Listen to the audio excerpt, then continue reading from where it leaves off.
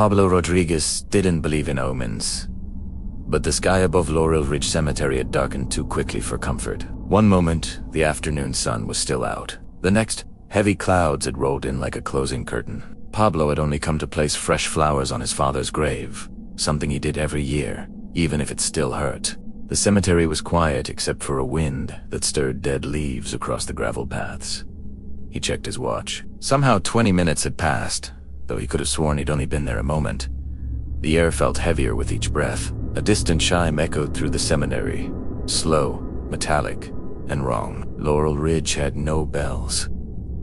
Pablo frowned and turned toward the sound, his feet moving on instinct rather than logic. The gate behind him creaked shut. When he spun around, the entire cemetery had become darker, as if dusk had arrived in seconds. Pablo hurried down the path toward the entrance, but the thickening gloom distorted everything. The headstones appeared older, chipped in ways he didn't remember. The trees leaned unnaturally inward, their branches forming a canopy that felt intentional. A faint whisper drifted past his ear, so close he froze. "Help. Us." Pablo spun in place. No one stood nearby, yet the whisper came again, rising from the ground itself. The soil shifted at the base of several graves, subtle movements like something breathing just under the surface. "Stop it," Pablo muttered, clutching his jacket tighter. His heart thudded in his chest. The wind grew stronger, but it wasn't cold. It carried voices, layered, overlapping, pleading. Stay with us." A backed away, nearly tripping over a cracked stone. When he steadied himself, he noticed fresh footprints in the dirt ahead. They led between rows of graves and disappeared behind an old stone mausoleum. He shouldn't follow them. He knew he shouldn't.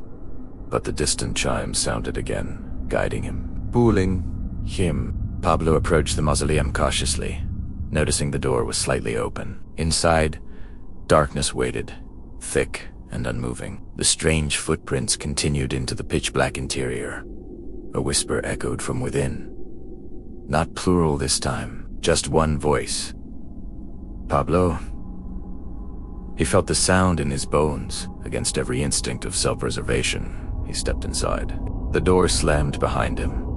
Pablo lunged to reopen it, but the handle wouldn't budge. The cold stone walls absorbed every bit of sound, making his breaths unnervingly loud. Then the chime rang again, but this time it came from inside the mausoleum. A dim glow flickered deeper in the passage, revealing narrow steps leading down. The footprints reappeared, now clearer, pressed deeply into the dust as if made by someone carrying immense weight. Pablo descended, each step echoing sharply. The stairs ended in a chamber lined with burial alcoves.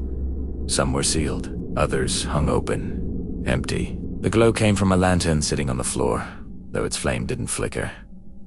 It burned perfectly still. Beside it stood a figure, tall, thin. Its skin appeared stretched, almost translucent, as if it had been drained of all warmth. Hollow eyes fixed on Pablo, and yet the creature looked like it was still searching for his face. "You came back," it rasped. "I don't know you," Pablo whispered, backing away.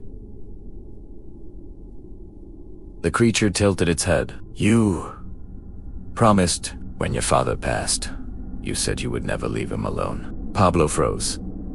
His throat tightened. "This place remembers promises," it continued, "and it keeps them." The lantern dimmed. The burial alcoves began to stir, stones scraping as skeletal hands emerged, pulling themselves forward with agonizing slowness. Pablo turned to run, but the tall figure was suddenly behind him. "You stay." Pablo's scream echoed only once before the mausoleum swallowed it whole.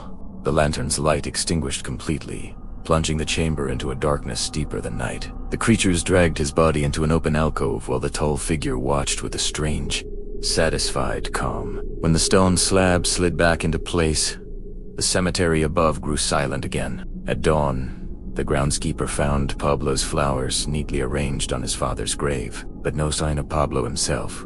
Authorities searched for weeks, combing every inch of Laurel Ridge, yet nothing surfaced. Months later, a visitor strolling past the old mausoleum paused. She thought she heard a faint sound beneath the stone floor. A voice, distant and desperate, calling out. But the wind picked up. The branches rustled, and the whisper was lost among the dead. Thanks for watching. Is there anything you'd like to see in a short horror story? Let me know in the comments below. If you enjoyed the video, please hit the like button and subscribe.